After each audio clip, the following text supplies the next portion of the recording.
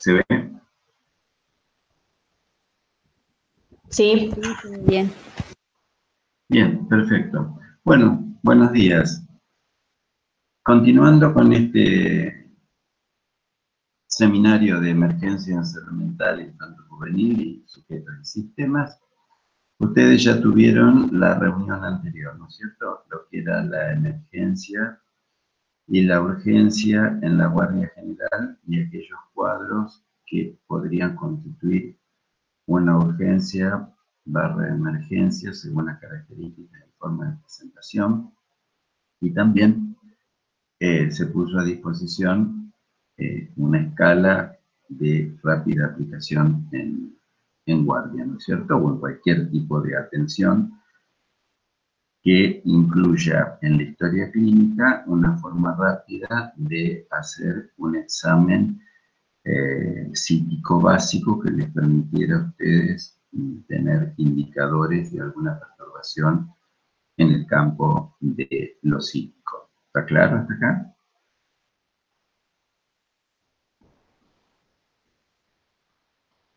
¿Me escuchan? Sí, sí, sí, Bien, sí, sí, sí, bien, sí, por profe. eso, ¿quedó claro entonces?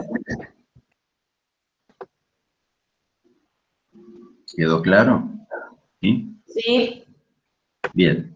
Entonces, ahora vamos a continuar con un poco la aplicación práctica, es decir, la presentación de un caso clínico que es un poco un caso ficcionado, obviamente, que resume las distintas formas de presentación que también pueden coincidir en una única. Yo elegí en este caso, y para ser coherente con la reunión final, todavía quedan otras dos, que son de escala de DI, justamente, o escala de BET, y de suicidio, elegí entonces nuclear un poco la presentación clínica a través de un caso que dice así: paciente de 14 años de edad, sexo femenino, traída a la guardia por una tía por intento autolítico inmediato. ¿Saben lo que es intento autolítico? no, Intento de suicidio, ¿sí? Realizado con Valium de sí. Vayan prestando atención a las características, ¿sí? Realizado con la ingesta de Valium, 50 miligramos. ¿Está? ¿Conocen la presentación del Valium? sí, vienen comprimidos de 5 y 10 miligramos y también vienen Bien, ampollas. perfecto. Acá es decir, ha tomado 50 miligramos, ¿sí? Anticolinérgicos en forma inespecífica, alcohol y amitriptilina. ¿Conocen lo que es la amitriptilina? Es un antidepresivo Bien, ¿de qué tipo? tricíclico. Tricíclico. Bien. ¿Cuáles serían los riesgos del Valium y cuáles serían los riesgos de la amitriptilina?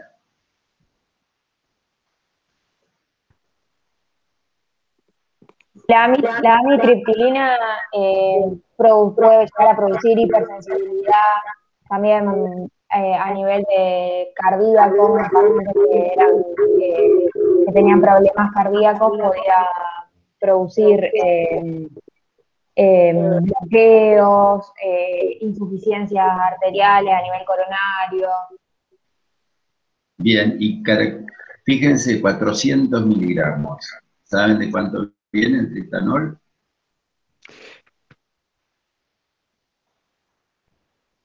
Viene de 25 miligramos. Es un medicamento que PAMI lo administra gratis. Y bueno, cualquiera que tenga un abuelo con un estado depresivo en casa, ese fármaco puede estar a disposición, ¿sí?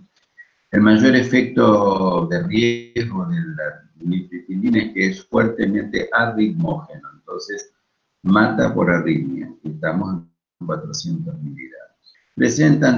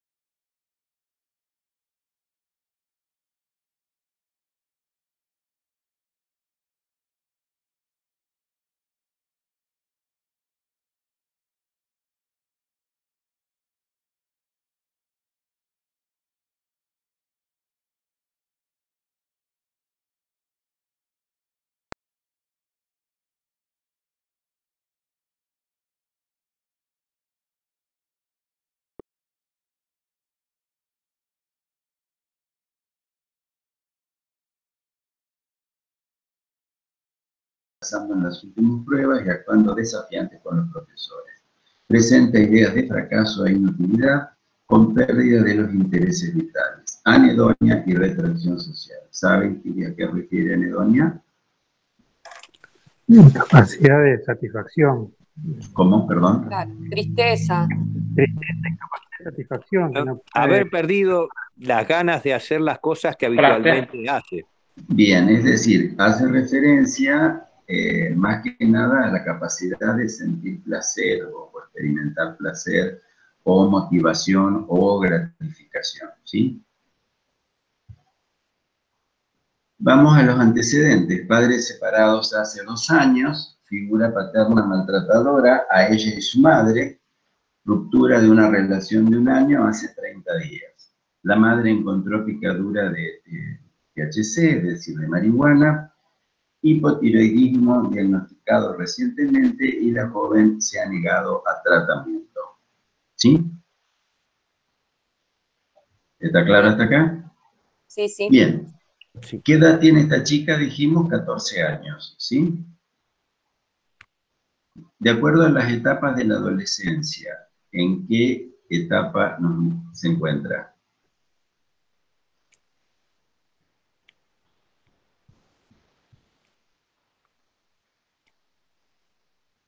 En etapa media. Adolescencia media, muy bien. Es decir, estoy haciendo este ejercicio con ustedes en términos de que, ¿cuál es el sentido de esta reunión? Que justamente apliquemos todo lo que ustedes han aprendido o intentamos que aprendan a lo largo del cursado de la carrera y de lo que tiene que ver con nuestra incumbencia. Entonces, lo que vamos a tratar acá es que en una situación práctica ustedes apliquen todo aquello que vimos de primero a quinto año. Por eso entonces estamos viendo en primera instancia a quién tenemos adelante, es decir, tenemos un adolescente de 14 años, sabemos que se encuentra en la adolescencia media. Perfecto. De acuerdo al desarrollo cognitivo intelectual planteado desde Piaget, ¿se acuerdan que lo vimos en primero y se vio en pediatría? ¿En qué etapa se encuentra? ¿En qué estadio se encuentra?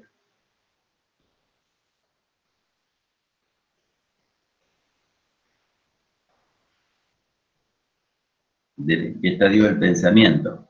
Operatorio formal. Uy, mezcolanza.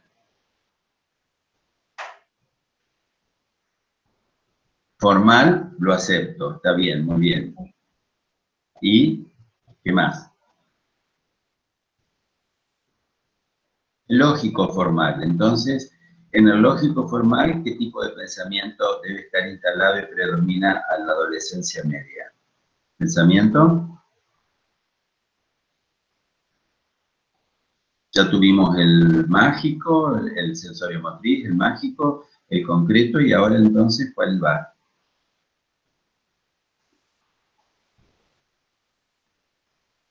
¿Qué les permitió?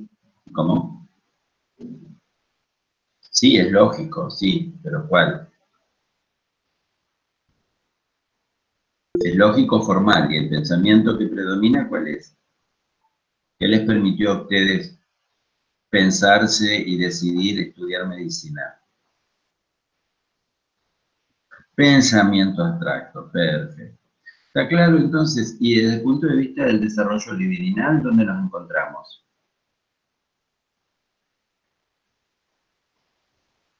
¿En qué fase?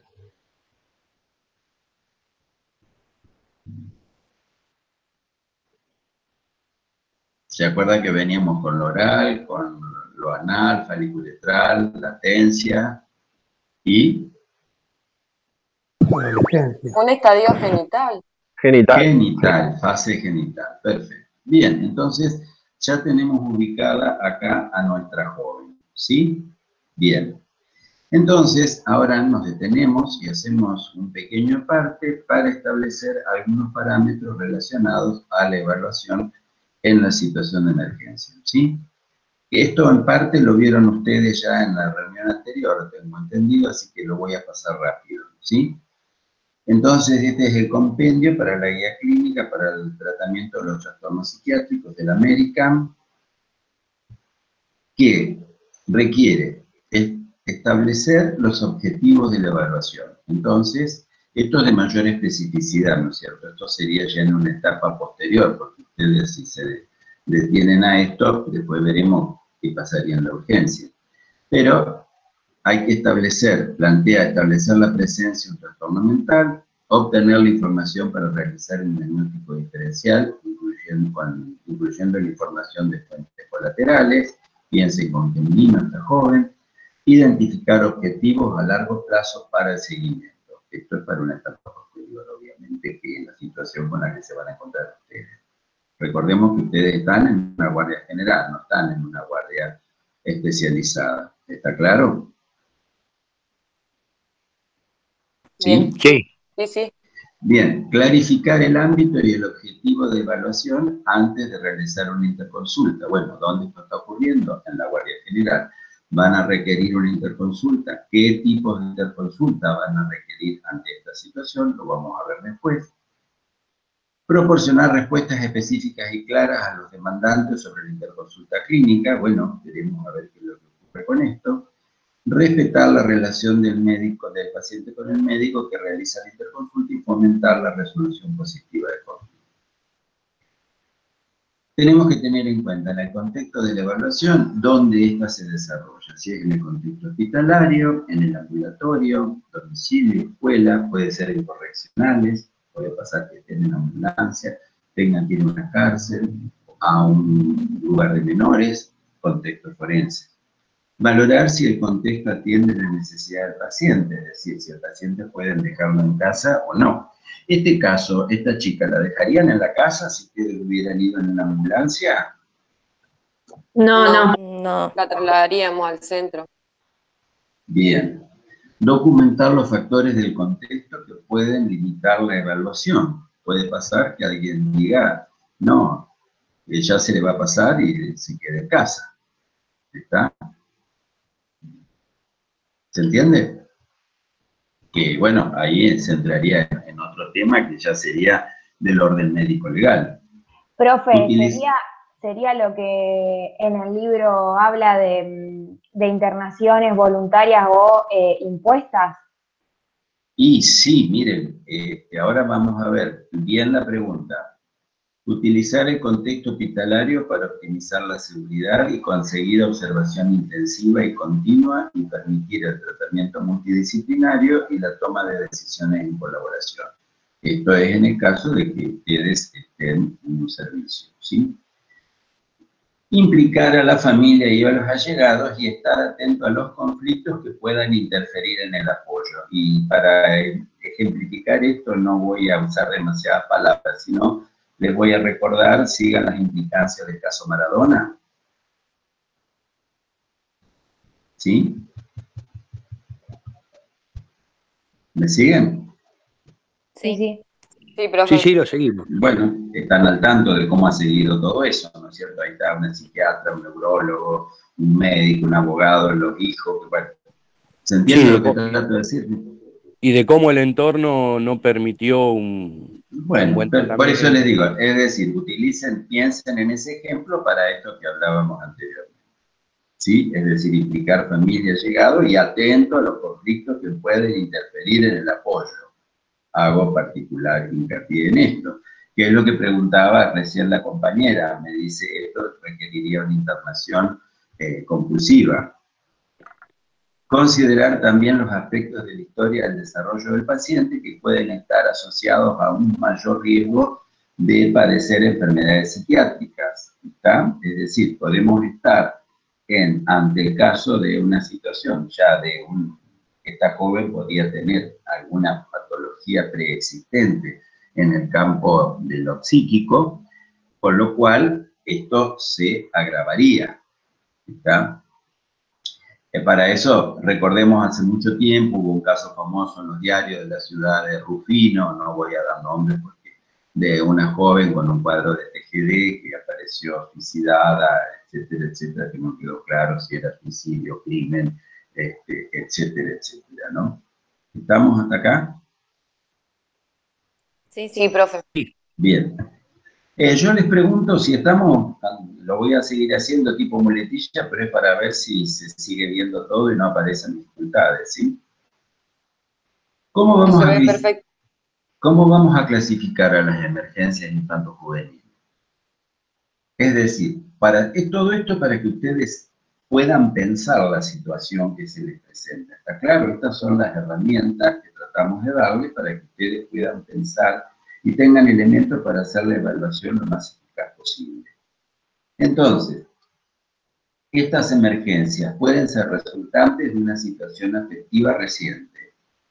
También puede ocurrir que sea interpretada como urgencia por otros médicos que derivan, pediatras, docentes, familias, juzgados. También hay urgencias que pueden ser interpretadas como tales a partir de la clínica, muchas veces no tenido en cuenta o negado por el entorno. A lo mejor esta joven ya venía haciendo, lastimándose, haciéndose cortes. ¿Está? ¿Se entiende? Sí, profesor. Sí. Entonces, bueno, dijeron son cosas de la edad, por ejemplo. ¿Estamos? Sí. Bueno, pero hay muchos factores de riesgo en esa chica. Ah, bueno, sí, está bien, pero a veces la familia los factores de riesgo no lo ve. Bueno, claro, porque ahí el entorno está también enfermo. Bueno, no sé, es decir, vamos, yo quería ver algo, a ver.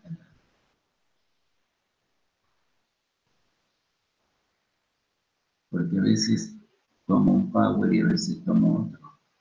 Acá falta, en la presentación del caso clínico, que la joven, a esto iba, venía haciéndose cortes.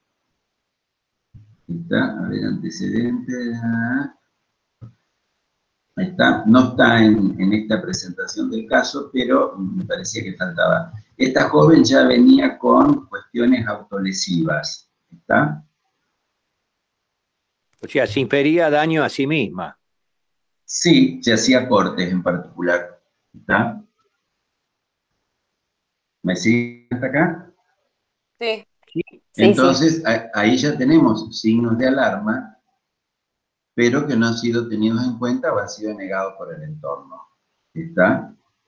O tatuajes, por ejemplo, en excesos traumáticos o piercing en excesos traumáticos nos hablan de algunas situaciones por lo menos de borde. ¿Sí? ¿Estamos? Sí, doctor. Entonces, ahora vamos, esto es lo que les decía anteriormente, vamos a hacer un poco un repaso generalizado. Yo les voy mostrando las imágenes para que las lean ustedes, porque si no me voy a quedar sin garganta, que es simplemente un repaso como para poder después llegar al desarrollo final del caso.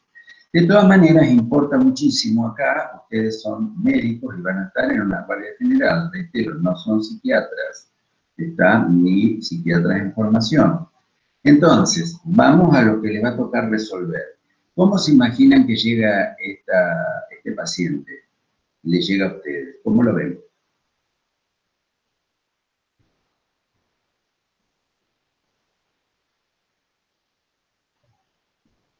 Decaído. Tal vez con el sensorio disminuido. Bueno, a ver, ¿alguien más? Traído por la familia, o sea, en contra de su voluntad, capaz. ¿Alguien más?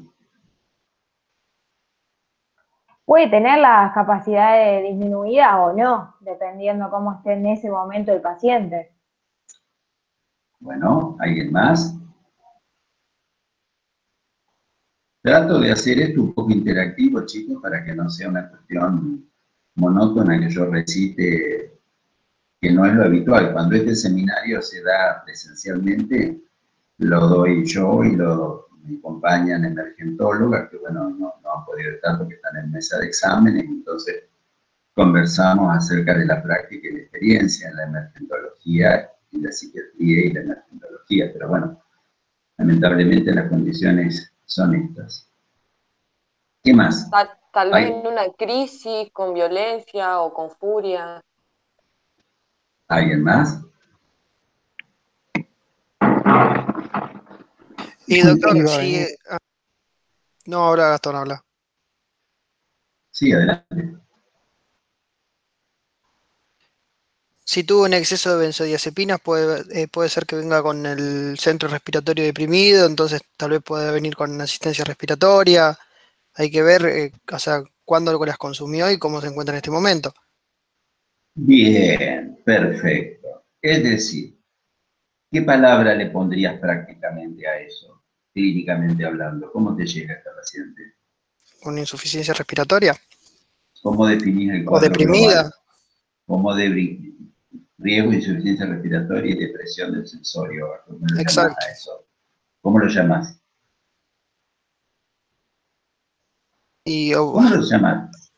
¿Cómo lo llamás? obnubilado, no sé, obnubilación. ¿Yo? Obnubilado, ¿te parece? 50 miligramos de Valium y 400 de triptanol. Y no, la ¿Qué verdad que no Claro, lo dirías? sé.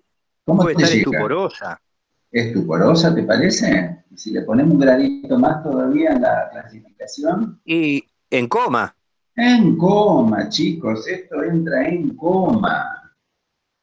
¿Está claro? Esto es lo que ustedes tienen que aprender a diferenciar. Primero tienen que resolver la parte principal de la emergencia, que es mantener vivo al paciente. Entonces, ¿qué hacen ustedes? A ver. Y en un paciente Y el así, primero, ABC, perdón, dale. sí, signos vitales y el Sí, ABC. no, que es el ABC, contámelo porque yo con las siglas ya soy viejo y no me arreglo. Y primero asegurarle la vía aérea, Ajá, que esté respirando y la sí. circulación. ¿Qué Eh, haces? en caso de que primero asegurarle la vía aérea, a ver si Sí, bien, puede perfecto. ¿Qué respirar, más? si se puede intubar. Sí, perfecto. Mientras tanto, Probablemente tomarle todos los signos vitales, si está hipotensa, si está taquicárdica, eh, frecuencia respiratoria, y mientras tanto ir si la poniéndole un intubaste ya suero, no tenés frecuencia respiratoria. y Hay que mientras hacerle tanto, colocar la vía. ¿Cómo? Colocar la vía. Por supuesto, bien. ¿Y qué más? ¿Qué les dije yo? Pues con el Valium tenemos que cuidar la depresión respiratoria. Y con el Y, triptanol y con el Valium y el alcohol, perdón. Acuérdense que tiene alcohol y que tiene anticolinérgicos. Con los y con el y un anticolinérgicos. con el electrocardiograma. anticolinérgico, revisar bien la frecuencia cardíaca. ¿Y qué Las más? arritmias, en realidad. Un Ah, las electro. arritmias, chicos, que te la va a matar la arritmia. ¿Está claro? Puede ser una taquicardia brutal. Y cuanto más taquicardia, más posibilidad de foco de arritmia que se dispare. ¿Está claro? Sí, ¿Se entiende, chicos? tiene que ser monitoreada constantemente y evitar una broncoaspiración también. Por supuesto, muy bien. Es decir, ¿les queda claro entonces? Es decir, para ocuparnos de la ideación suicida tenemos tiempo, pero al suicida que ya hizo el evento, lo tenemos que mantener vivo como primera medida, si es que se puede. ¿Se entiende? Sí, Sí, sí. Recuerden que desde los aspectos legales, y vuelvo al caso del futbolista, ustedes tienen que demostrar un tema de medios, es decir, que ustedes aplicaron todos los medios necesarios para mantener esta paciente con vida. Después, bueno, si falleció, bueno, es otra historia, pero ustedes tienen que haber hecho lo necesario para evitar que fallezca. ¿Se entiende? sí, profe. Sí, sí. Bien, entonces ahora ya hemos ubicado dónde estamos y dónde están ustedes con este caso. ¿Sí? ¿Estamos de acuerdo? Sí, sí, paciente en coma, Sí. con... ¿De qué tipo? Cuantifiquen el riesgo, por favor.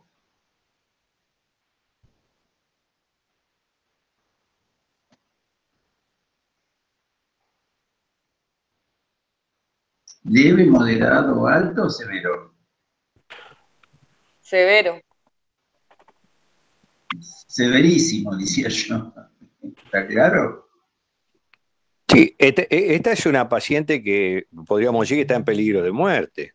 Totalmente, totalmente. Es decir, por eso les digo que hay que establecer las prioridades, ¿tá? Es decir, y por eso en este caso, que además les puede ocurrir tranquilamente en una guardia, es donde confluye, es decir, toda la clínica general que ustedes han aprendido, desde la semiología, semiología, etcétera, etcétera, etcétera, con todo aquello de los psíquicos que hemos tratado de enseñarles. ¿Está claro? Sí, sí. Bien, entonces ahora vamos a hacer un repaso global, vamos a empezar como empezamos en primer año, ya como empezamos en primer año ya establecimos el momento evolutivo en el que se encuentra, adolescencia, características del pensamiento, desarrollo libidinal. Vamos a ver entonces ahora lo que ustedes vieron en crecimiento y lo que vieron en injuria, neuroanatomía y neurotransmisión funcional, y les paso las imágenes. Empezamos, ¿se acuerdan?, con las estructuras y sus funciones, morfológicamente hablando, ¿sí? Funciones del tálamo para repasar, y esto nos va a permitir ver todo lo que intervino para llegar a esta situación. Es decir, el alcohol, el Valium, el tritanol y demás es el corolario de toda una serie de eventos que se fueron produciendo tanto a nivel morfológico como neuroquímico, ¿sí? En sus estructuras neurales, amén de sus procesos vivenciales que ustedes vieron en los antecedentes. ¿Está claro? Sí. Sí. Bien, Sí. entonces acá están las estructuras que en algún momento resultaron en una funcionalidad anómala. Tálamo, el hipotálamo, lo recordamos sus funciones. Y sus funciones relacionadas al estrés, por supuesto, tanto agudo como crónico.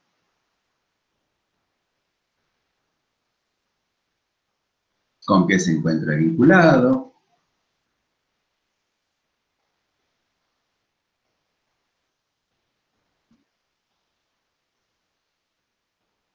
¿Cómo se imaginan la vida de esta chica con los antecedentes? ¿Una vida tranqui, una vida exigida, una vida con posibles traumas? No, una vida con trauma es una vida tormentosa. Bueno, no sé cuánto de tormentoso, pero tenemos por lo menos señales de importante disfuncionalidad familiar, es decir, hay un contexto de violencia familiar, ¿sí? Y desde el momento que se autoinflige lesiones, el hecho de haber consumido esa alta cantidad de psicofármacos y de haberse encontrado la picadura de marihuana, o sea, la vinculación con la droga, son factores a considerar, ¿no? Sí, sí, de alto riesgo, digamos, ¿cierto? En la historia, bueno, hablamos de violencia, ¿no? No sabemos entre quiénes, pero bueno, el contexto de violencia atraviesa a todos los integrantes, ¿sí? No hay quien se pueda resguardar de la violencia familiar, ¿está? ¿Se entiende? Porque esa violencia familiar, esa violencia sostenida en el tiempo, recuerden el seminario de violencia en injuria, va a generar modificaciones neuroquímicas que en su mayoría resultan prácticamente irreversibles. Pueden ser compensables, pueden ser estabilizables, pero el efecto trauma queda escrito en el cuerpo y en la psiquis. ¿Está claro? Sí, claro, una impronta, digamos, que queda en la psique.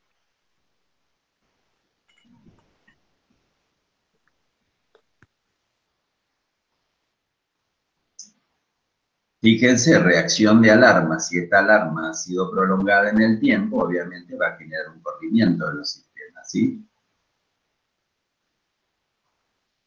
Seguimos repasando estructura. Acá estamos en nuestro querido e insistido sistema límbico. Ahora vamos entonces a la neuroquímica. Esto es simplemente anecdótico. Repasamos la neurotransmisión simplemente en términos ilustrativos, para entender todas las estructuras ahora involucradas a nivel neuroquímico. Vamos a ver entonces las monoaminas básicas. Yo lo acá siempre aclaro. Esto es un esquema muy básico, muy rudimentario, esquematizado a los fines didácticos, pero que, bueno, están al alcance y a la comprensión del médico en atención primaria. Recordemos entonces las catecolaminas, las indolaminas, sus precursores, los sitios donde se producen,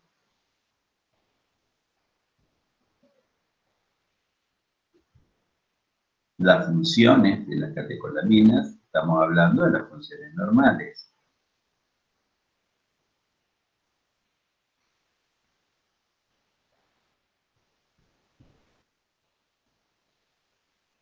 La noradrenalina y su relación y sus efectos, ¿sí? Y fíjense que ya estamos hablamos tanto de las funciones normales, como de las desviaciones patológicas, ¿sí? Vayan observando cada una de ellas porque la vamos a ir aplicando luego y ustedes vayan viendo la sintomatología que ha presentado la paciente previamente al evento, obviamente, y con qué series de neuroquímicas podríamos atribuir la disfunción. ¿Van entendiendo cómo es la dinámica de esto? Sí, sí. Sí. Bien.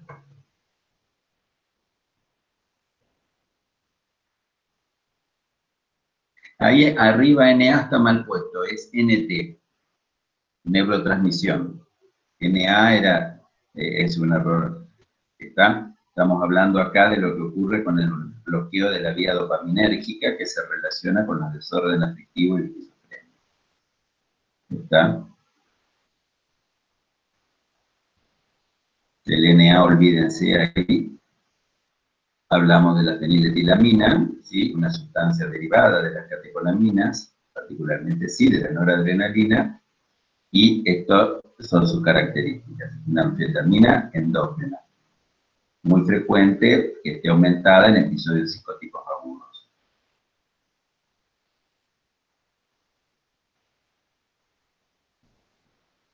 Funciones de la noradrenalina, ahora sí.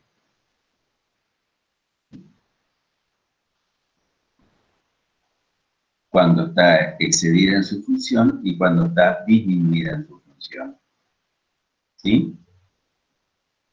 Función no quiere decir cantidad solamente, ¿está? Puede haber mucha noradrenalina en la sinapsis y estar hipoactiva igual el sistema por un tema de receptores, pero bueno, no voy a entrar en esos detalles, ¿sí?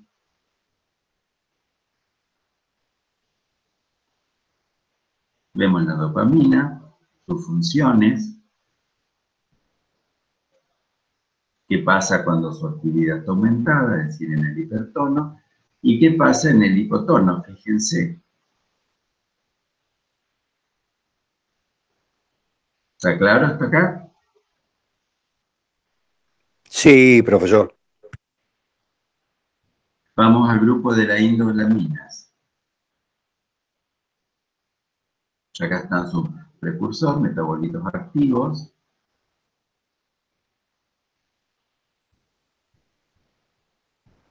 Vamos a la serotonina, sus funciones globales.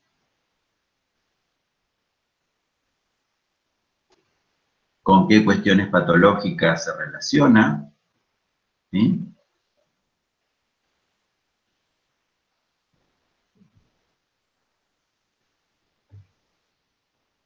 Todo esto lo vimos en tercero, ahora lo vemos un poquito más en profundidad, aplicado al caso clínico presentado. ¿Se entiende? Sí. ¿Los demás entienden? Lo escucho al compañero muy entusiasta. ¿Y los demás? Sí, profe. ¿Entendés? Sí, lo que estaba pensando es, en este cuadro, que puede ser esta chica que ya venía con todo un bagaje de base, en la presentación del caso clínico hablaba de un hipotiroidismo de reciente diagnóstico y no tratado. Puede ser Ajá, que ese haya sido el agravante de todo de todo el cambio en la neurotransmisión que llevó a este desencadenante del intento autolesivo. bueno, eso lo vamos a ver ahora a continuación y vamos a sacar las conclusiones. Muy buena la pregunta y muy buena la... Perdón. Muy buena la elaboración, ¿sí? Bueno, acá tenemos otros, ¿sí? La vía colinérgica, que está relacionada con lo cognitivo. Es importantísima, pero no me voy a meter en ella. Tan es así que ahora los nuevos los nuevos antidepresivos y los nuevos estabilizadores del ánimo están dirigidos a la vía colinérgica, en particular a la acetilcolina. Amén de su función en la cognición y en los procesos predemenciales y demenciales, ¿sí? Ustedes saben qué pasa con nuestra acetilcolina en la medida que envejecemos.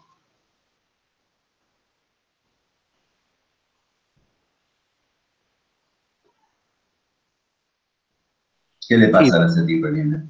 Va disminuyendo la acetilcolina, entonces el simpático va disminuyendo y va tomando más preponderancia el parasimpático. ¿Y por qué disminuye la acetilcolina? ¿Quién aumenta?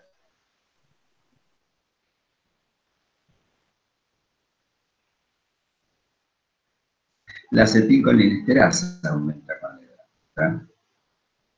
De todas maneras, no es el único factor, pero bueno, por decirlo esquemáticamente, ¿sí? Otro grupo de neurotransmisores. ¿Cómo? Perdón. Profe, perdón, si aumenta la acetilcolinesterasa, eso explicaría que esa enzima metaboliza la acetilcolina y eso explicaría por qué la acetilcolina está más disminuida. Va descendiendo, exactamente, pero no es cuestión solo de aumentar la acetilcolina, sino hay que tener en cuenta los receptores, por eso digo que la acetilcolinesterasa fue la primera explicación, no es la única. Pero bueno, está bien. Por eso le digo, estoy hablando en términos esquemáticos. Bien, aminoácidos excitatorios y óxido nítrico, es decir, es otro sistema de neurotransmisión que se activa en el estrés, influye sobre la neuroplasticidad, excitotoxicidad, también. Tenemos el sistema inhibitorio regulador, que es el sistema GABA.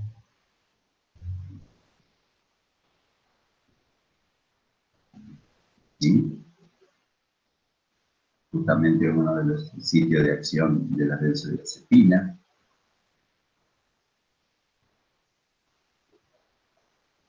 Fíjense abajo, las benzodiazepinas son inactivas en ausencia de este neurotransmisor. Esto es lo que hace que tanto en los viejos como en los niños tempranos, el uso de benzodiazepina de eso que se llamaba cuadro paradojal. ¿Está? Es decir, genera inhibición de la inhibición, como lo haría el alcohol, y como no tenemos no hay demasiado, el poco GABA que hay resulta inhibido, resulta inactivado, entonces aparece la excitación.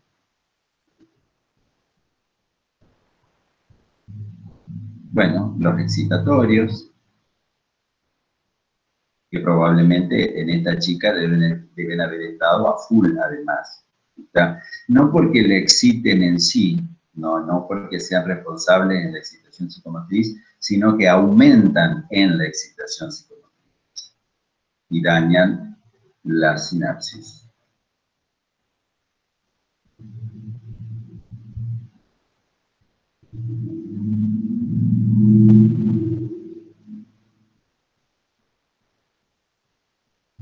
Y acá la pregunta del compañero. ¿Sí? Léela, por favor, vos que tuviste la iniciativa. La depresión de serotonina y la hipofunción tiroidea disminuyen la producción de neuronas en el gyrus dentado. ¿Está? Es decir, esto va a ser así en el largo plazo, obviamente, al no ser tratado. ¿Se entiende?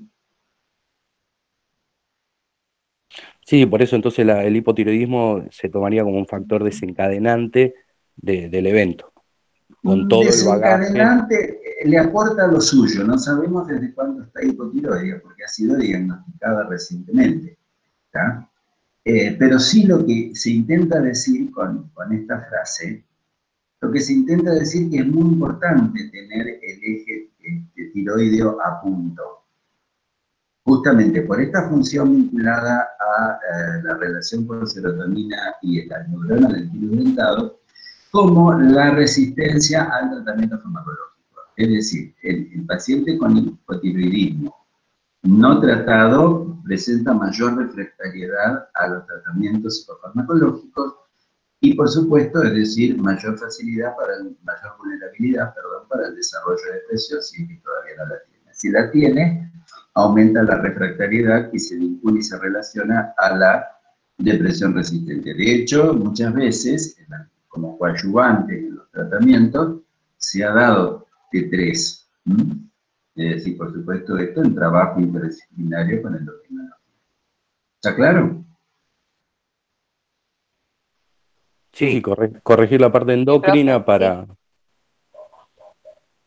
Totalmente, exactamente. ¿Está? Entonces, por eso, ustedes me habrán escuchado hablar desde el segundo año en el CERISUR medio de la cuestión psiconeuroinmunoendocrinológica, que no es una especialidad, sino es un modo de pensar la medicina y la psiquiatría en particular. ¿Sí? Bien, ahora entonces terminamos con neuroquímica y neuroanatomía y entonces vamos a repasar la semiología básica en salud mental, que la vimos en tercero y la vimos en pediatría. Si es que pude dar el seminario.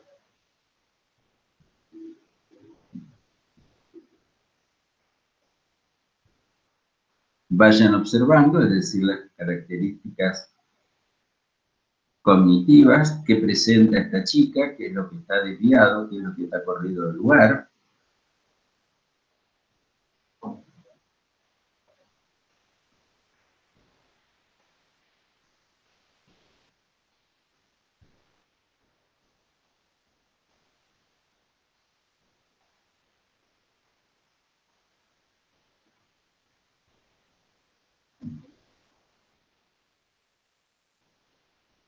La voluntad, teníamos datos sobre cómo venía la voluntad de ella, también lo teníamos acerca de la cognición, con su rendimiento escolar.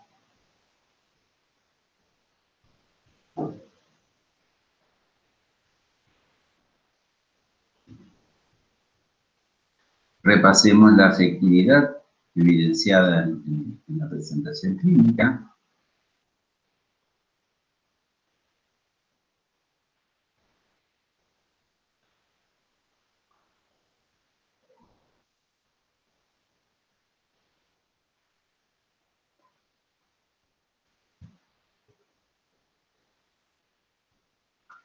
¿Quedó claro este repaso? Entonces, chicos, pudieron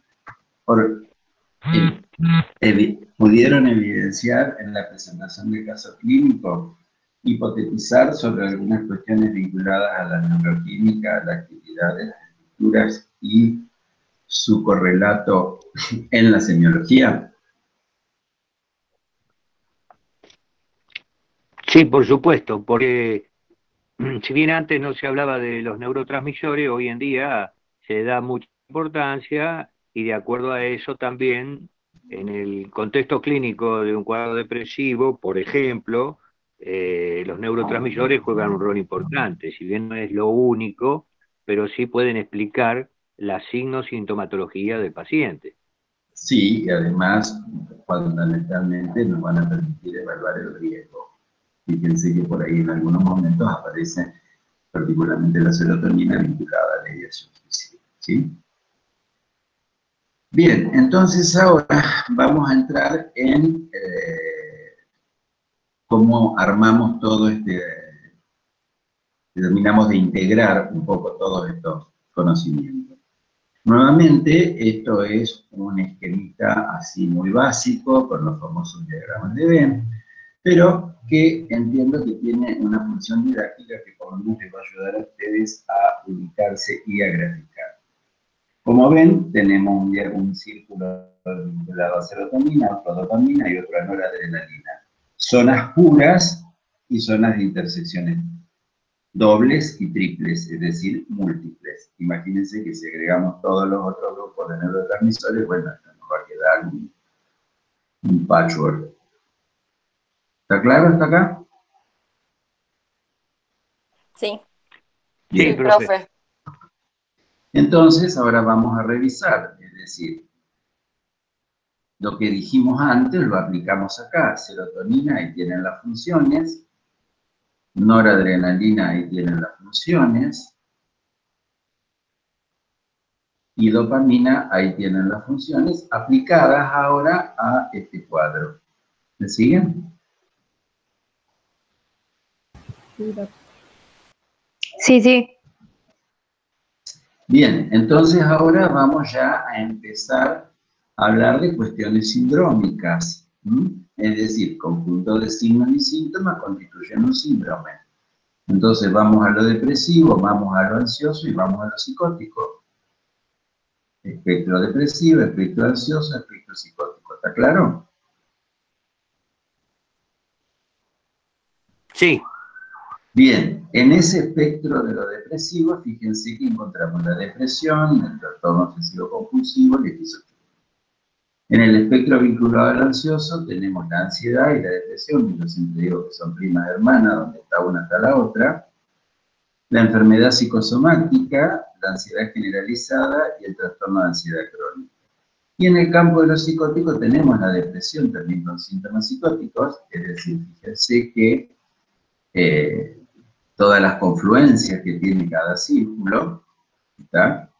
Nada generalmente aparece puramente claro, la agitación psicomotriz vinculada a lo psicótico, la esquizofrenia claramente, el trastorno bipolar y los síntomas extrapiramidales que veremos luego.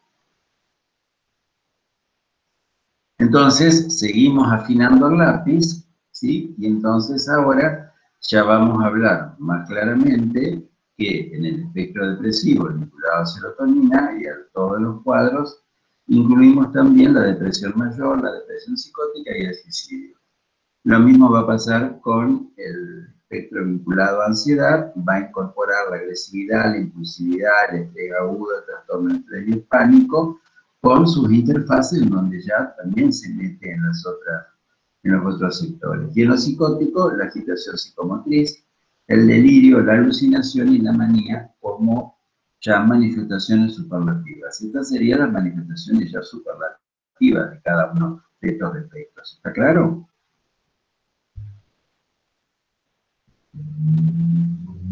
Sí, profe, está claro.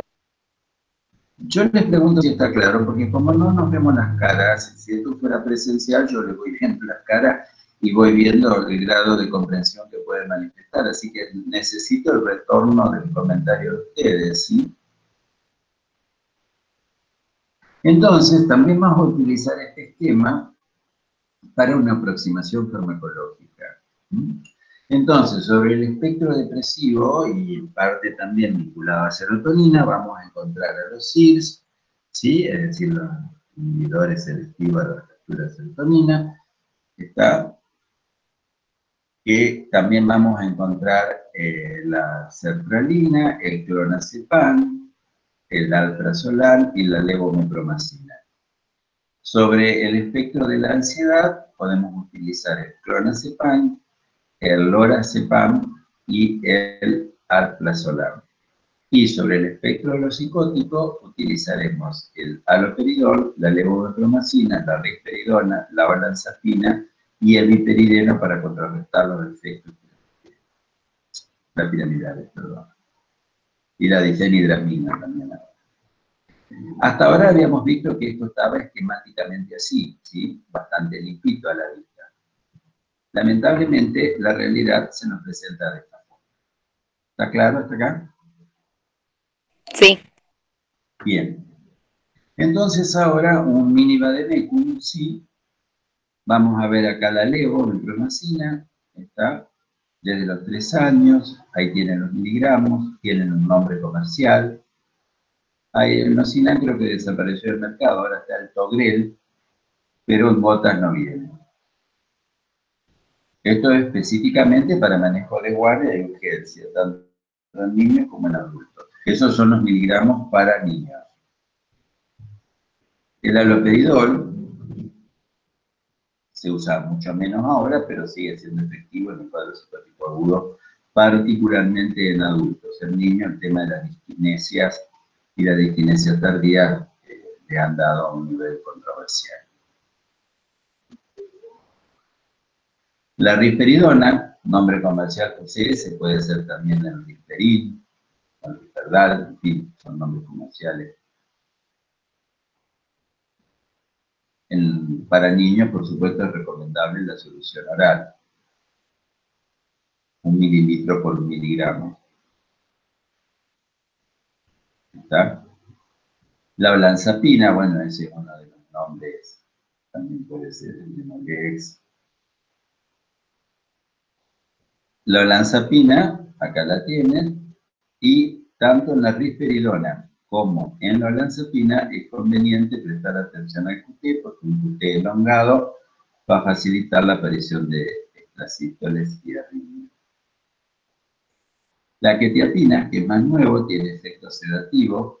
La olanzapina la habrán visto ustedes en psiquiatría adulto. ¿Sí? Sí. Bien, mayoritariamente sedativo. En una guardia, conseguir una ampolla de olanzapina es una fantasía inalcanzable porque vale fortuna y generalmente no es un fármaco que está en las guardias. ¿Está? La quetiapina la podemos utilizar desde los 8 años, ahí tienen las dosis por día, Kemoter, Opnum. Se da en 2 dosis diarias, tiene comprimido 25 miligramos, que 25 miligramos es mucho para los chicos. ¿Sí? También debemos prestar atención al QT. Lorazepam, una benzodiazepina que es combinable y potencia los antipsicóticos, nos permite reducir la dosis de antipsicóticos. El viejo y querido Trapax tienen ampollas y útil en el manejo de la ansiedad y combinado con algún antipsicótico para el episodio psicótico. Clonazepam, sí, benzodiazepina de vida media larga, de acción prolongada, ansiolítico, anticonvulsivo. Ahí tienen las dosis, nombres comerciales, tienen presentación en gotas, ¿está? Y de aplicación sublingual, útil para el tratamiento del episodio de pánico, que es una de las emergencias, que se le da, una de las urgencias, perdón, en la guardia, ¿sí? Este ya no viene más. ¿Sí? Me faltó. Bueno, me faltó el alprazolam acá en este Power, que bueno, también es útil la presentación sublingual en la emergencia para la crisis de pánico o crisis de ansiedad que pueda presentar particularmente un adolescente, aunque también puede pasar en un. ¿Está claro hasta acá? ¿Cómo? Sí, por supuesto.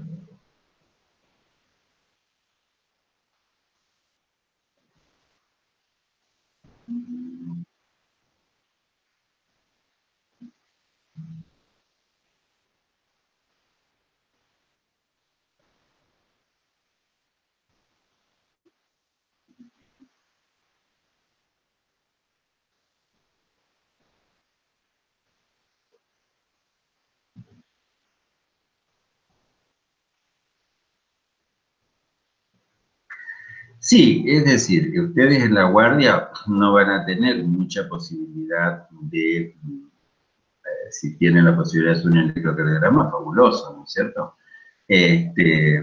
Entonces, una vez el electro, aunque tengan uno, ya van a tener la imagen de la visualización de ese QT. Si les apareciera un QT prolongado o un QT que se elongó, bueno, habrá que cambiar a los fármacos que modifican menos el QT. esquema, que son unos cuantos los que modifican el QT. Por lo tanto, eso ya pasa al terreno del especialista y no sería prudente que ustedes incursionen por allí. Estamos hablando de la emergencia y la urgencia. ¿Sí? Clonazepam, flúor, bueno, acá tenemos entonces para contrarrestar los efectos extrapiramidales, el viperideno, ¿tá? Y su presentación, ¿sí? Es decir, recordemos que tanto risperidona, olanzapina y quetiapina, que son antipsicóticos ¿de qué tipo? Y son de última generación, son los que dan menos efectos indeseables, como efectos ¿Cómo se llaman? ¿A qué categoría pertenecen? tipo de Atípico. parkinsonismo, ¿Cómo? no, que dan Atípico. menos efectos tipo parkinsonismo. Son atípicos y tienen la propaganda de Son que atípicos. dan menos efectos extrapiramidal. No obstante, yo he visto, es decir, según, depende de la sensibilidad del paciente, yo he visto ya con 3 miligramos crisis oculógiras o galactorrea.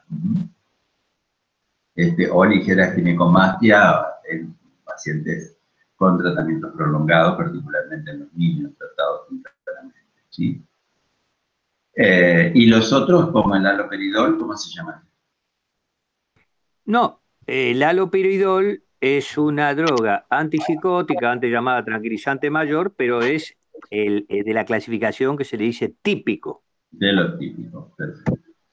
Entonces, tenemos el viperideno y la difenidramina, que es el Benadryl, conocido Benadryl, el vitamínico, ¿sí?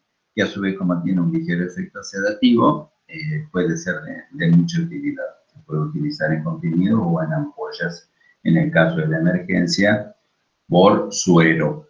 Está siempre por vía, con vía.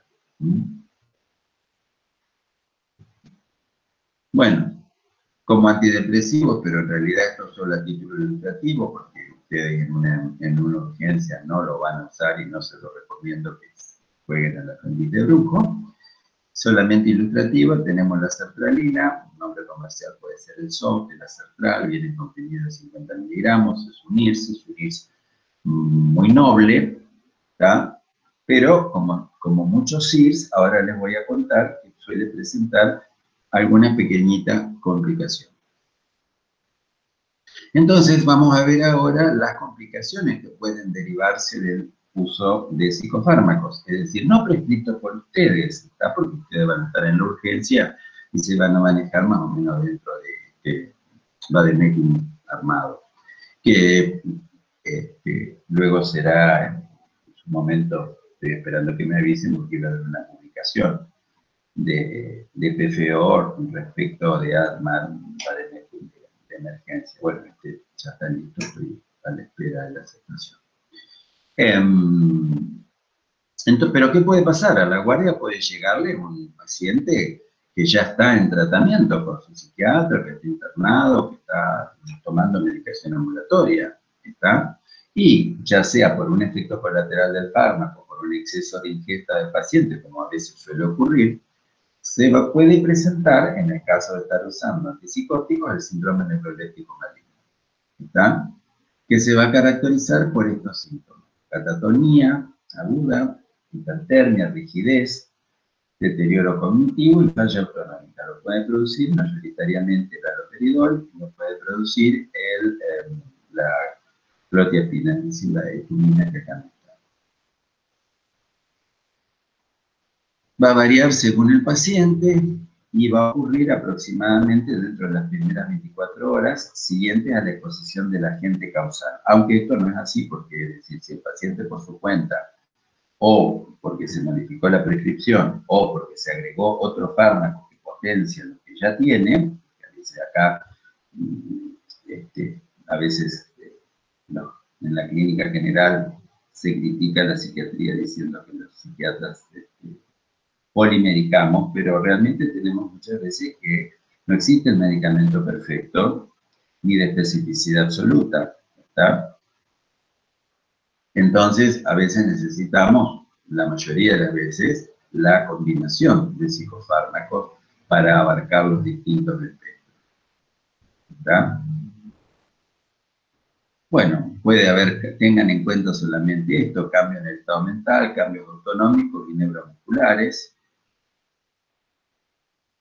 la hipertermia fundamentalmente, eso es lo que va a importar, ¿sí? El estado psíquico, confusión, desorientación, irritabilidad y agitación. Esto sí tienen que tenerlo en cuenta y atenderlo. Ante el síndrome, ante la sospecha, tengan en cuenta esto. Falla cardíaca, coma, convulsiones. Y falla multisistémica generalmente asociada a la coagulación intravascular.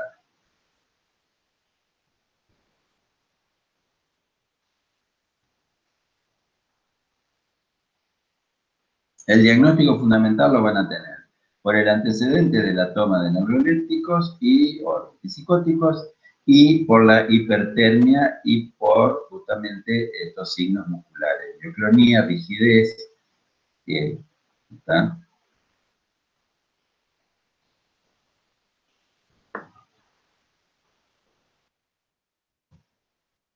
Bueno, esto lo vamos a ver después en el anterior, perdón, en el último seminario porque hace referencia al suicidio.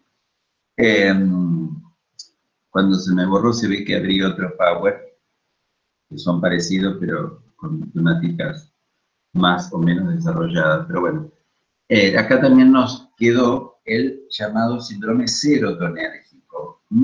El síndrome serotonérgico está provocado por los ILS precisamente. Entonces, también puede ocurrir ante un intento de suicidio con un paciente en tratamiento con ILS, tenganlo muy en cuenta eso. La sintomatología tiene que ver particularmente de forma muy parecida al neuroléptico maligno, pero sin fiebre. Particularmente va a provocar confusión, omnidación, mialgias, ¿está? Esos van a ser los síntomas principales. Y un dato fundamental justamente en el caso de que le llegara a un paciente que ha intentado quitarse la vida utilizando ILS, recuerden dos cosas. Una, controlar, mejor dicho, recuerden que estos ILS también van a actuar en otros lugares donde hay serotonina en el cuerpo, en donde hay.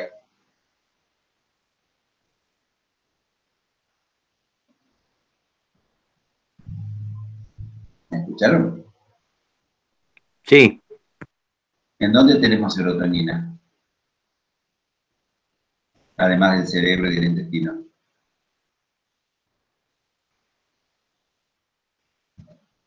En la plaqueta.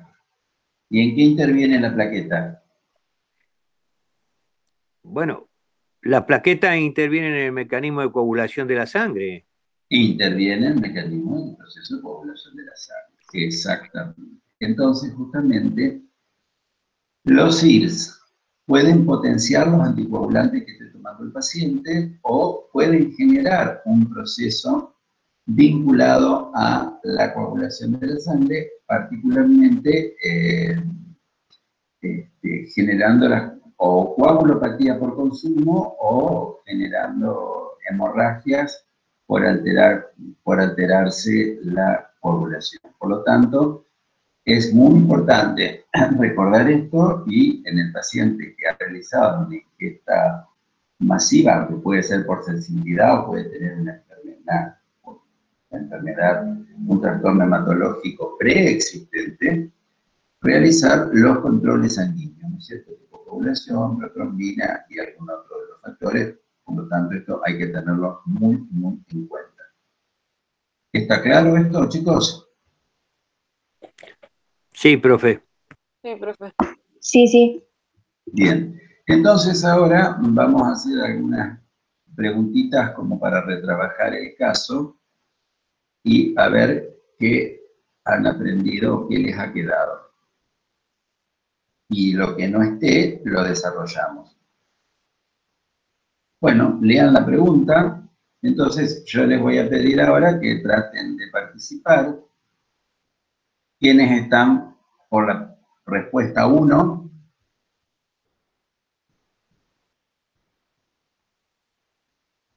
Digan sí, yo, no sé, aplauden, silben, algo.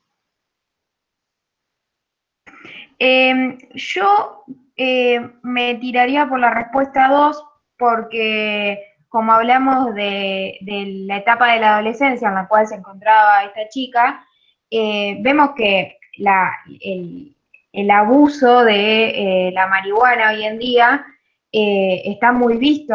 Algunos chicos fuman más, otros menos, o algunos no fumamos directamente, pero no creo yo que sea de tanta importancia en el cuadro que ella está padeciendo en ese momento en la guardia.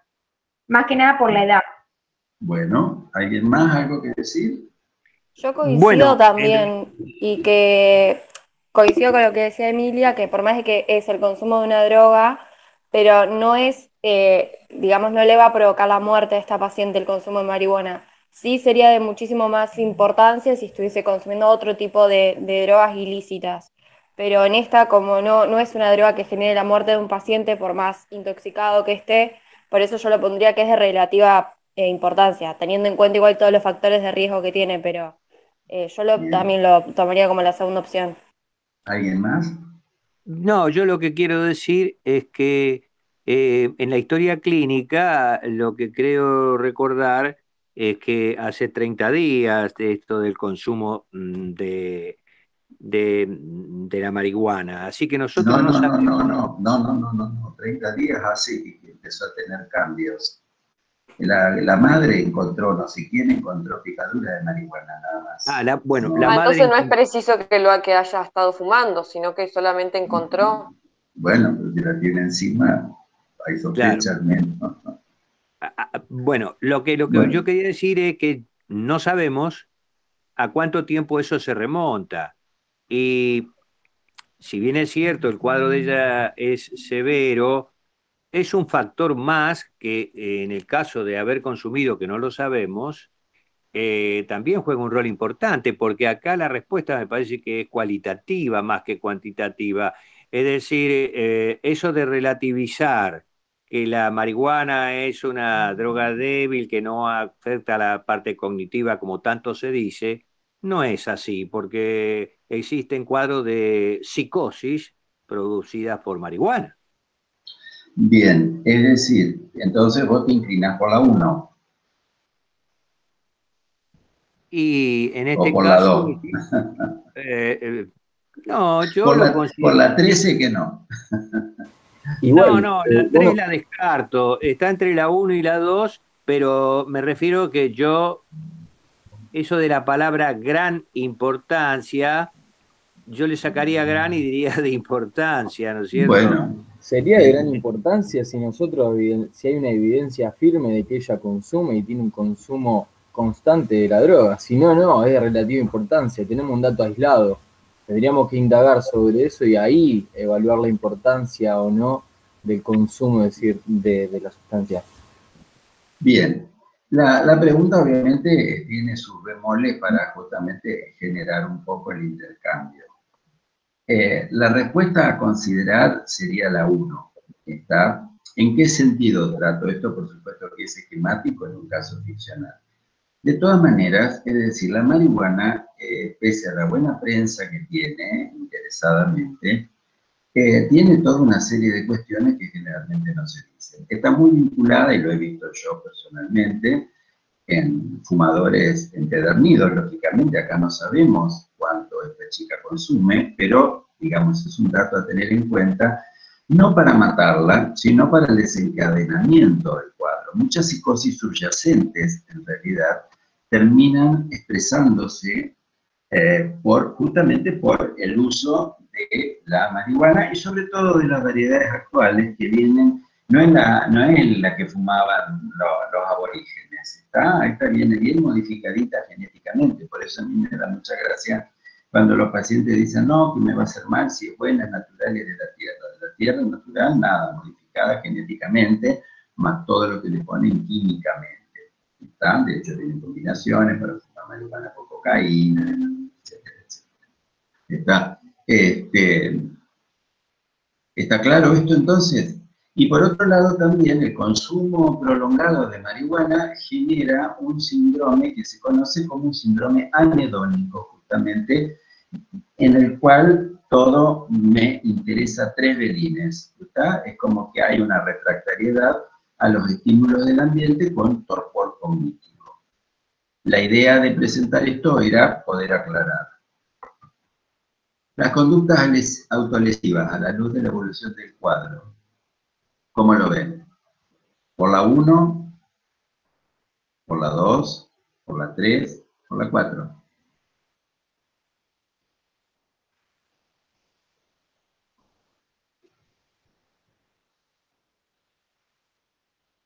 Ella ¿Por la es una 1? adolescente. Ella es una adolescente. No descarto el intento de llamar la atención en el contexto general, ¿no? Bien, ¿quién otro? Y entre la 1 y la 2 estaría. Bueno, ¿quién más? La 4. La 4 también. ¿Por qué la 4? Sí, yo también creo que la 4. ¿Por qué? Y por el proceso de ser un adolescente, por todos los problemas en la familia, que se le genere mucha angustia, entonces una forma de tratar de calmar todos esos problemas es las conductas que toma. ¿Y por qué se calma? Porque los cortes liberan dopamina, doctor, por eso generalmente las personas que tienen este cuadro lo suelen hacer. Bien, pero ¿dopamina te parece? Si no recuerdo mal era dopamina, pero si no puede ser otro neurotransmisor por su pregunta. No, endorfinas. Endorfinas, ahí estamos. Endorfinas, ¿está? Yo tengo entendido que las endorfinas son me parece, ¿no? La morfina interna que Es el tenemos. analgésico biológico que tenemos, Claro. que pone en marcha el organismo. Y todo lo que sea GABAérgico tiende a disminuir en el organismo. No a excitar. Por eso mismo. Entonces, en realidad las 4 son correctas. Cada una tiene su razón y su área de acción. Intento de llamar la atención, estamos de acuerdo, es decir, cuando se sufre hay distintos modos de solicitar ayuda. Equivalentes autolíticos también, destrucciones parciales, y como dijimos antes, está anunciando un factor, es un marcador de alerta, lo veremos cuando veamos suicidio. Posible efecto de las drogas, también en una situación de despersonalización, se puede estar lo autolesivo, y el intento de calmar la angustia desde el orden de lo biológico, en el sentido que el corte libera endorfinas y momentáneamente genera una calma transitoria. Yo atendí a pacientes que me contaban que se cortaban con gilet, por ejemplo, o la quemadura con cigarrillos, iba quemando lentamente para prolongar el placer que le daba quemarse con cigarrillo. No sentía el dolor y eso lo tranquilizaba, ¿sí?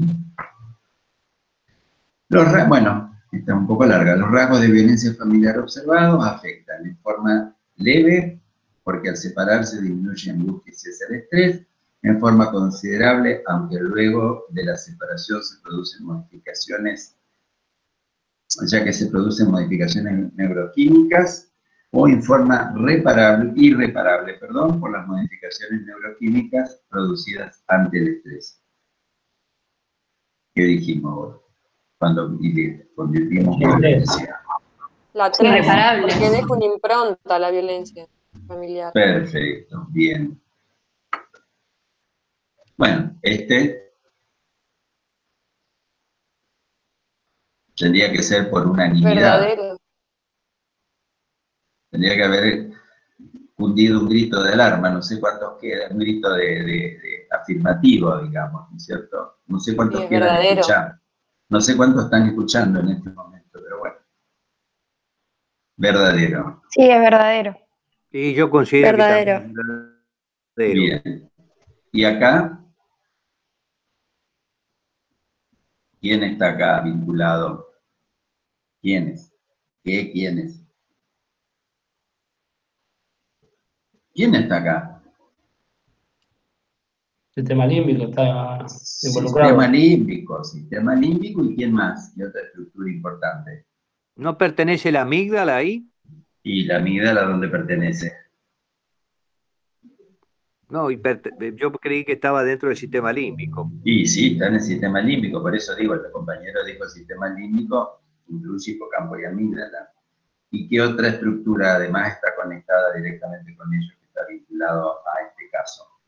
Si esto es verdadero, ¿quién tiene que estar ahí? Muy bien, perfecto. Bueno, acá tiene que ser una ovación.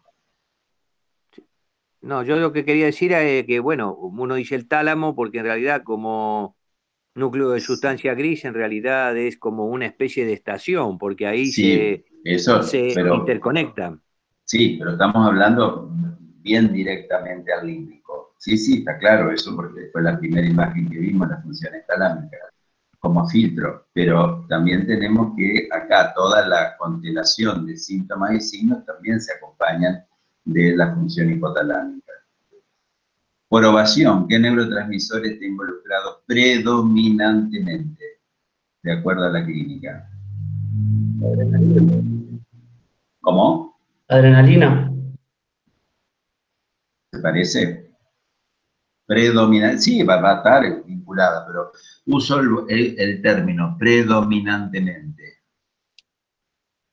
¿Qué dijimos en los diagramitas? Perdón, ¿qué dijimos de qué? No caché escuchar, profesor. ¿Qué mostraban los diagramitas de Venn? ¿Qué neurotransmisor estaba involucrado en el intento autolítico? Dopamina, serotonina y noradrenalina. Bueno, ese era el esquema, pero de los tres, ¿cuál era el que aparecía vinculado? La dopamina. La dopamina. No. La serotonina y la noradrenalina en intentos de suicidio.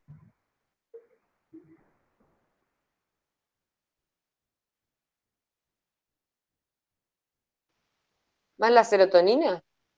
Bueno, por eso, como me dijeron dopamina, adrenalina, sí van a estar, obviamente. Vamos a tener dopamina y serotonina. Por eso yo no tenemos modo de dosarlo. Por eso yo utilicé predominantemente.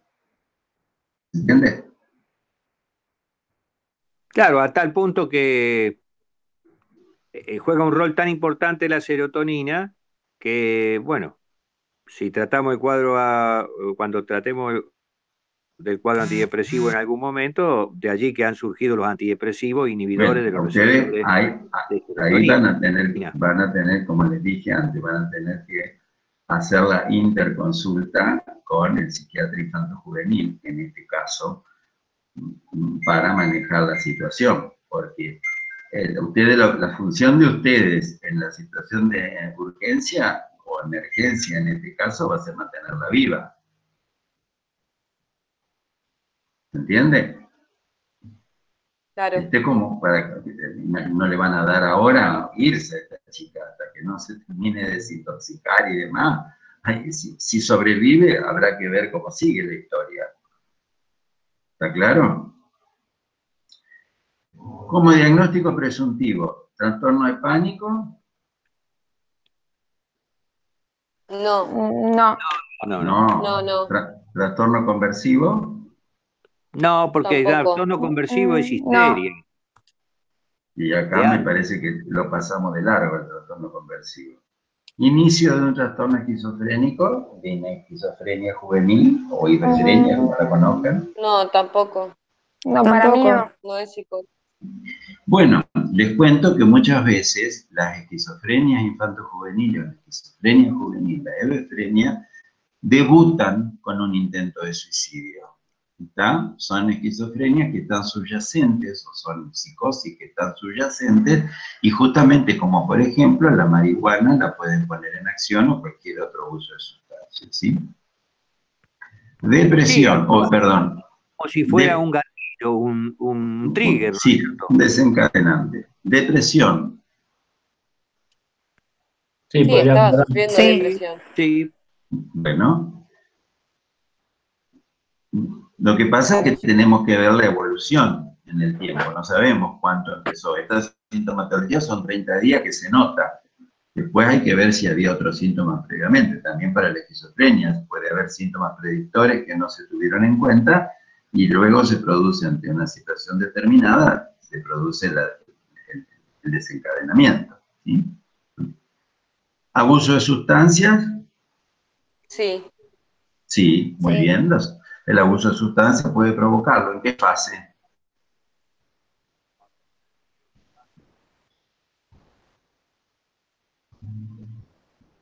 Por ejemplo, en la depresión postcocaínica, es decir, puede intentar matarse en el estado de intoxicación por el cambio del estado de conciencia. Pero también en el abuso de sustancias, como el abuso de alcohol, suelen haber fases depresivas, ¿sí? Que pueden llevar al intento autolítico. ¿Y en estado de abstinencia también? En estados de abstinencia también, totalmente. Exactamente, la abstinencia, particularmente de opiáceos. ¿Está? Bien, 2 y 5, que ya todo conocido sustancias, no son correctos. Y reacción depresiva aguda, ¿qué les parece? Para mí no, Doc. Para mí va un poco más a la 4, sobre todo porque dice que los síntomas comenzaron hace aproximadamente un mes, que correlaciona un poco con la ruptura amorosa esa que había tenido. Por supuesto, ¿Y no te parece que nos daría para una reacción depresiva? Es decir, una chica de 14 años, su primer relación afectiva, probablemente sus primeras relaciones sexuales, es decir, la hipótesis, ¿no es cierto? sí, pero no aguda. Yo lo ¿Cómo? catalogaría más como una depresión mayor. Bueno, es un estado depresivo. En la reacción depresiva aguda no estamos tipificando sin mayor. Sí, considero válido lo que vos decís, por eso varias de estas son posibles, digamos. Este es el juego acá. Pero también reacción depresiva aguda puede ser porque 30 días se lo está planteando dentro de la reacción depresiva aguda, siempre y cuando no existieran síntomas depresivos previos. Si había síntomas depresivos previos y no fueron detectados, bueno, eso abona la teoría de una depresión preexistente, subclínica, que ante un factor desencadenante se manifiesta como reacción depresiva aguda. ¿Está? Claro, Y ya teníamos la depresión previa. ¿Qué tiempo sería, profe, agudo y crónico? Claro, porque tal vez nosotros tenemos tiempos orgánicos de agudo y crónico y tal vez Y los en tiempos psiquiátricos tres son otros. meses, 3 meses, no, y episodio único estamos en lo agudo. Ya lo crónico, es decir, lo que da la cronicidad es la duración en el tiempo, desde mayor a 6 meses en general, y la repetición. Eso hace que sea ya, que vaya con tendencia a la cronicidad. Profe, una pregunta. ¿Y una persona que pasa por una situación así como la de esta chica, que fue la pelea con su novio, no tiene que pasar por por ejemplo, por este proceso para que de nuevo vuelva a alcanzar el equilibrio que tenía antes? ¿A qué proceso te referís que tiene que pasar? Así como de angustia, un duelo. Ah, vos hablas de duelo. Sí. Bueno, sí, de acuerdo, pero esta chica no hizo el duelo, hizo el acto. Claro, claro. ¿Se entiende? Es decir, el intento autolítico es un acto. Y es justamente la negación del duelo, el suicidio. Ajá. Eso está bueno, retomalo, guardalo. Sí. Y anoten las características de este caso para cuando hablemos de suicidio y de los signos de alarma, para que ustedes vean a ver qué presentaba esta chica como signos predictores. Este es un poco de mezcla. ¿Cómo? Me parece que la hice como 35 años. Ah, bueno, ¿hiciste esta materia? ¿Cómo? Perdón. Creo que tenía abierto el micrófono, pero no estaba participando. Ah, bueno. No, disculpe, profesor, yo tenía el micrófono abierto, por eso habrá habido ruido, discúlpeme. ¿Vos ya cursaste la materia con el plan viejo? que claro, pero hace bastante y era diferente, pero me apasionó realmente. Bueno, dábamos un seminario de 7 reuniones que eran las emergencias, de 5 reuniones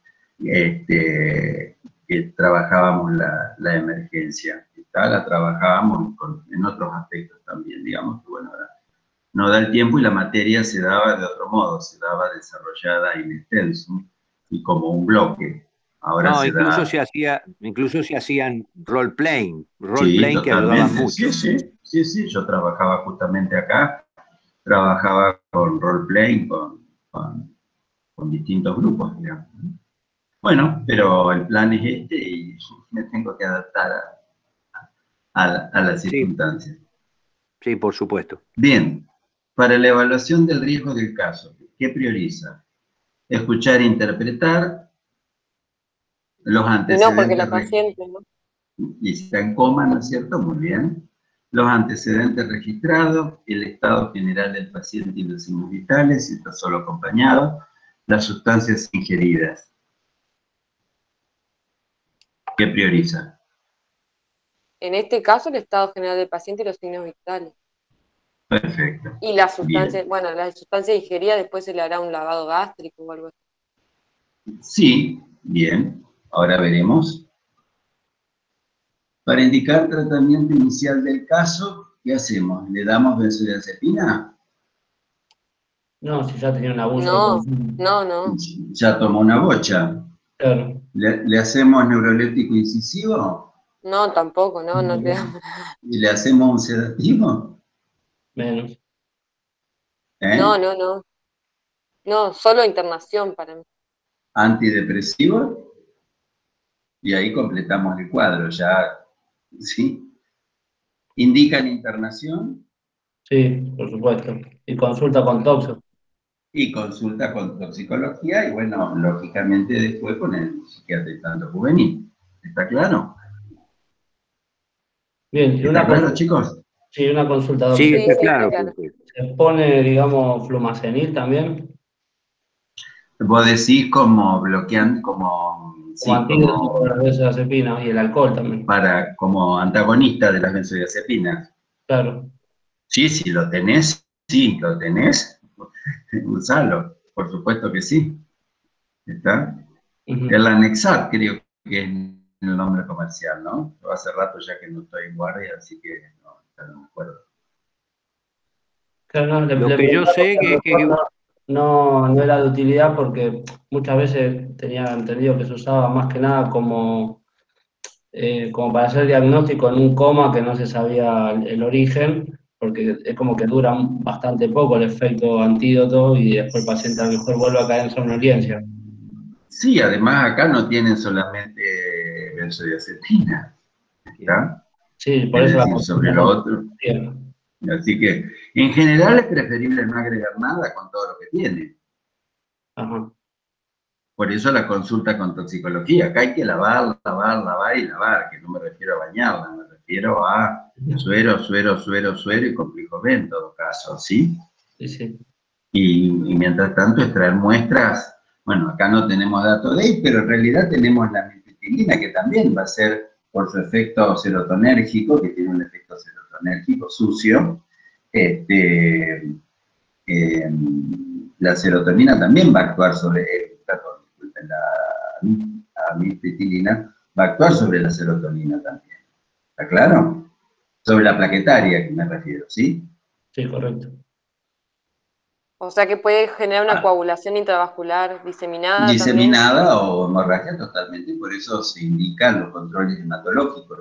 Siempre ténganlo en cuenta, el control hematológico que pasa desapercibido, ¿está? Es decir, me miraron con cara rara una vez en un sanatorio porque un paciente se había tomado los guías que yo le había indicado y le dije, pídanle una consulta hematológica, una evaluación, un perfil hemático. Y me miraron con cara de que es este idiota, digamos. Y bueno, tuve que darle la explicación correspondiente. ¿Está? Y otra vez, con otra paciente que también había intentado suicidarse, la mayor complicación que tenemos los psiquiatras y la más temida, obviamente, se había internado, bueno, se estaba desintoxicando, había tomado una dosis muy elevada de venlafaxina, ¿sí? Un dual. Y entonces al día siguiente llamo y hablo con el médico de guardia de terapia y entonces me dice, bueno, doctor, dice, esto es llamativo, ¿no? Pero me dice, doctor, dice, bueno, dice, se está despertando. Y si se pone nerviosa, ¿le puedo hacer Trapax? ¿Se entiende? ¿Y se había intoxicado con Trapac? No, se había intoxicado con un psicofármaco, pero imagínate que está saliendo del coma y le vas a agregar Trapax. ¿Me entendés lo que quiero decir? No, eso está Como que, contraindicado. bueno, de acuerdo, pero digo que esto ocurre porque estos son casos de la práctica diaria. Entonces, por eso es mi inquietud, ha sido toda la vida trabajar con la gente que termina, como para que tengan cómo manejarse, porque muchas veces esta urgencia no es raro, y ya se los habrá dicho el doctor el otro día, en la clase anterior, en el seminario anterior, que a veces terminan mandándolo a un psiquiátrico antes de las 24 horas, con el paciente todavía sin terminar de salir de coma, ¿no? Ni se les ocurra, porque las clínicas psiquiátricas no tienen infraestructura. Y por otro lado, también hay la realidad, los sanatorios polivalentes o las instituciones polivalentes tienen muy poca tolerancia a la internación del paciente psiquiátrico. Por eso este aborto de la ley de salud mental que pretende eliminar las clínicas en salud mental. Es decir, que ¿dónde vas a tener? Quiero ver yo en un sanatorio polivalente un paciente con un cuadro psicótico corriendo desnudo y tirando cosas.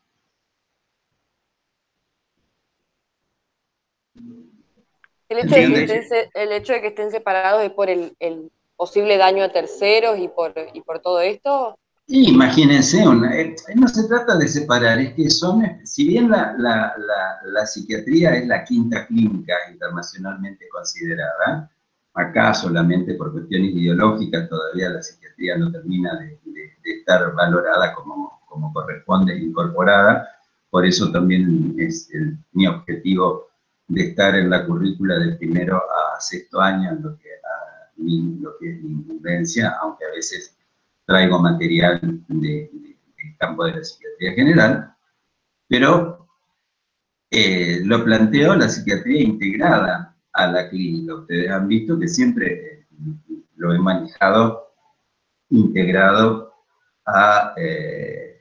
dentro de los contenidos de las distintas áreas. No obstante, el paciente en psiquiatría requiere una atención especial que no es la misma que requiere el paciente en un sanatorio polivalente. ¿Está? Entonces, esa es la razón de que existan las clínicas de salud mental. ¿Está? Porque el paciente que necesita reposo, otros necesitan movilización, necesitan espacio, necesitan una dinámica activa, tienen características particulares, algunos son agresivos, ¿está? Es decir, yo he visto en otros tiempos en que yo trabajaba en instituciones, he visto a un paciente muy complejo, es decir, porque era un cuadro de retraso mental, pero a la vez con características psicopáticas, que es raro, digamos, vamos a ponerlo así, pero fundamentalmente agresivo, que durante la noche, con mucha constancia, sacó un tornillo de la cama, ¿sí? ¿Vieron los tornillos largos eso de la cama? Sí. Bueno, entonces con ese tornillo se levantó y compartía la habitación con otro señor que estaba durmiendo y le apuñaló el rostro con el tornillo. ¿Se entienden?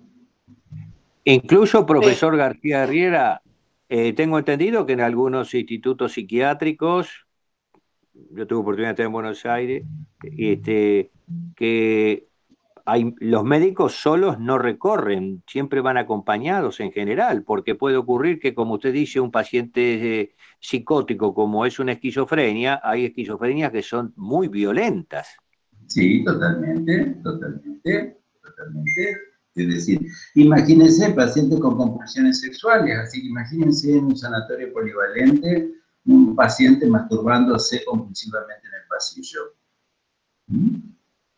Yo recuerdo cuando era residente en una institución en la que yo quise y quiero mucho todavía, una institución muy grande, y bueno, estábamos de noche, había internado un paciente recién internado, y bueno, hace muchos años los fármacos no eran lo que es ahora, y además, bueno, yo le indicaba el plan de tratamiento, le indicaba el médico tratante, obviamente. Y había unas sillas que eran de hierro, pesadísimas. Entonces, me dice el enfermero, el nochero, me dice, doctor, el paciente de no sé qué número está un poco inquieto, ¿le hacemos un SOS? Sí, sí, le digo yo, vamos a prepararlo. Entonces preparo el SOS en una jeringa, vamos con la jeringa, y el ser amable me salvó.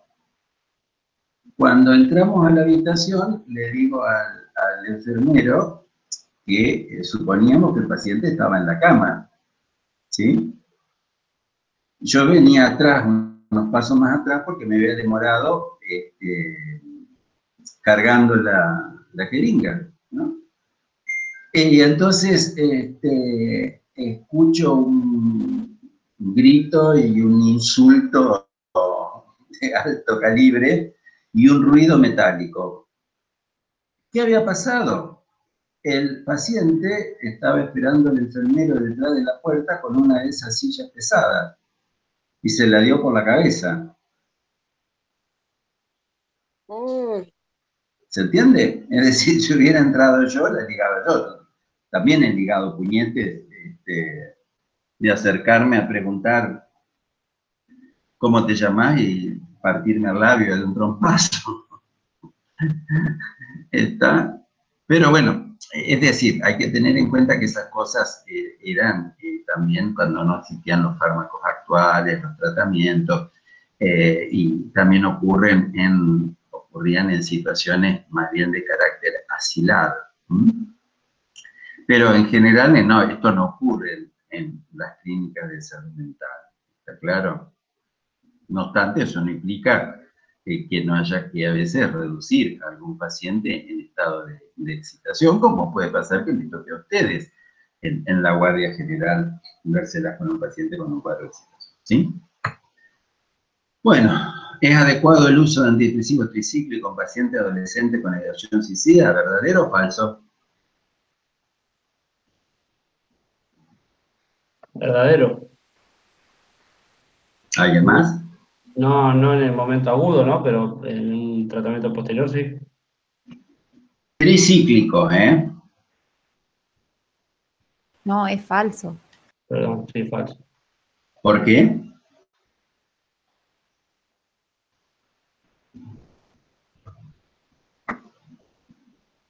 Es falso porque el tricíclico justamente pasan dos cosas. Los tricíclicos tienden a generar lo que se llama un switch, es decir, un desencadenamiento de euforia. Y particularmente en el adolescente, por las características de impulsividad correspondiente a la etapa evolutiva en que se encuentra, el tricíclico puede precipitar el ataque, la crisis suicida. ¿Está? Es decir, puede darle la impulsividad que necesita para hacer el acting. ¿Está claro? ¿Está Sí, claro, claro. chicos? Sí, está claro. Bien. El alcohol en este caso no modifica el riesgo, ¿verdadero o falso?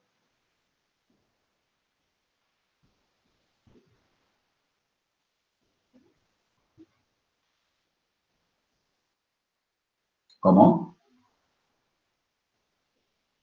¿Por qué? Falso sería. ¿Por qué falso?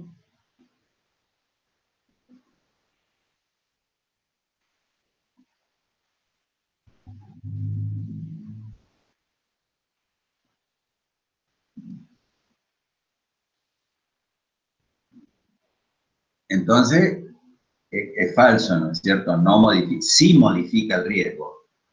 Claro, sería falsa la respuesta. Está. Bueno, acá terminamos por hoy. Nos veremos el lunes nuevamente con la BDI, ¿sí? Bueno, muy bien, chicos.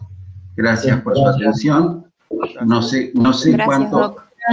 No sé cuántos han quedado de los que empezaron.